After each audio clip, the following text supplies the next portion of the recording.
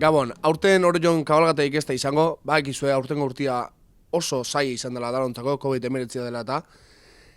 Baina naizta umeek ezin izan erregekin egon, bakigu erregek Orion dabiltzala.